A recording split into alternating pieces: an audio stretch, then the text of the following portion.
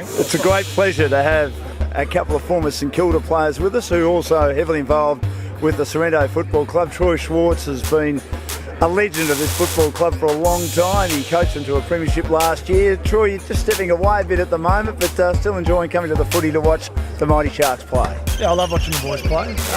Live around the corner, so it's easy to walk down and not get bashed and abused, and I can have a beer and enjoy it.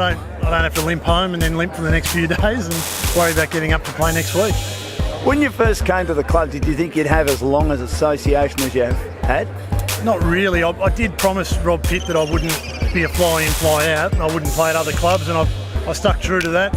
And I think I signed three-year deals, and then last year came back to play. Ended up coaching for whatever reason, but yeah, so I had 10 years, and I'm pretty proud of that I didn't play anywhere else, and I stuck it out. And the club's in a really good position going forward, and they're still strong, so it's good.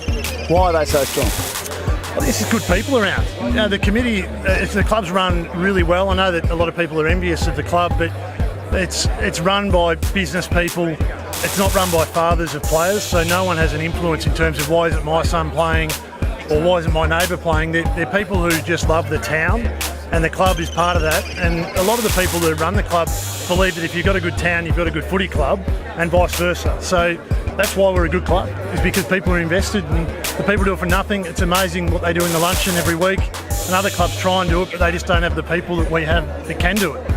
You've got good sponsors too, and Mercedes-Benz Brighton, as they say. Russell Morris is heavily involved there, former Hawthorn Premiership player and St Kilda star, the man they call the Fly. Can I first ask, I can't remember, I've been told this story, why do they call you the Fly? Oh, because people keep bringing me undone. There's a lot of dickheads here at the moment. There's one here behind the camera, which we're just going to ignore. No, but it came back from when... Oh, piss off. So it happened in the early 80s when Alan Jeans was coach, and he accused me of being a social butterfly. I lived with Chris Langford, and we used to do the nightclub circuit a lot around the 80s, and especially the tunnel and the underground and inflation, and just got a bit of a reputation. But it was all untrue. Of course it was. Of course it was. And tell us about your involvement with Mercedes Brighton, being involved with the Sorrento Football Club. Look, we're very heavily involved with the community. Mercedes Brighton being up in Moorabbin, of course, but we're heavily involved in a lot of footy clubs around town. Bo Morris Footy Club in the amateurs, Brighton Rotary, Sandringham Yacht Club, Sorrento Kutubo Club, Sorrento Footy Club.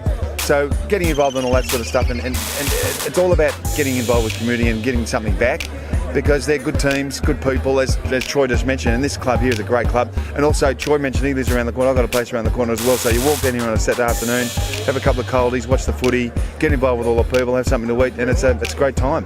Lots of fun. And one more question, first and second division nowadays in this competition, good thing?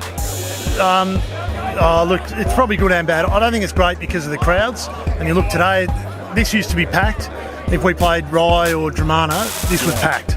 And you just get so many people locally to the games, and you don't get that anymore. And that's the sad thing about it, but I guess they've made the decision. It's good to play a better team like EDS that we've never played before, but it's sad that we don't get to play blokes that guys work with and went to school with, and that's what we've lost a little bit, I think. So that's my opinion. Good on you, boys. Enjoy the footy. It's great to catch up with a couple of St Kilda stars and two guys heavily involved with the Sorrento Sharks. Thanks, Dan. Appreciate it, boys.